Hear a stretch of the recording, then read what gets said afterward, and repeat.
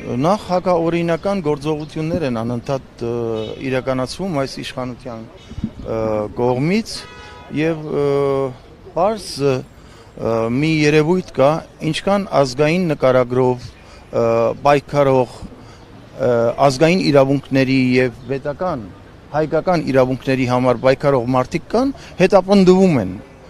ամեն մեկը մի ձևով եւ այս ամենը բացի այն որ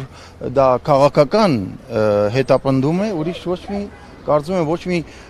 մարդ մի քիչ բանականություն ունենա չի կարող ուրիշ բան ասել այս ամենի մասին ու դա անընդունելի է։ Այս իրավիճակից ելքերն ինչպես եք տեսնում, ինչ է պետք անել, ինչ քայլեր է պետք ձեռնարկել ապօրինությունների վերջնալու համար։ Ես կարծում եմ, որ արդարությունը պետք է հաստատվի, նախ ընտրությունների արդյունքները ընդհանրապես պետք է չեղարկվի, որտեղ այս ամեն ինչը ապօրինությունների եւ անօրինականության մթնոլորտում է իրականացվել այս ամեն ինչը եւ ավետիքի ձերբակալումն էլ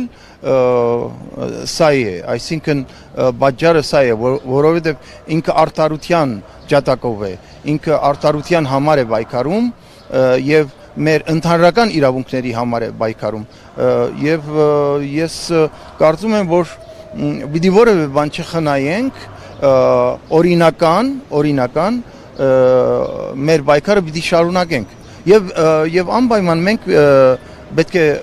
վերջ տանք այս ամեն ինչի։ Իշխանության ներկայացուցիչներն ասում են, որ ենթադրաբար ընտրակաշառք բաժանողները, ովքեր որ գումարի միջոցով կամ նյութապես շահագրգռելով ձայն են քվեն կորձել ընտրողներից, պետք է իրենց պատիժը ստանան։ Սրա վերաբերյալ ինչ։ Ուրեմն թողման կան իրենց շրջանակներում։ Այդ նույն բանը թողման կան, ինչ որ ասում են իրենց շրջանակներում, երբ որ պետական ռեսուրսները օգտագործվել են եւ բոլոր տեսակի շահագրգռվածություն, առաջարկություններ,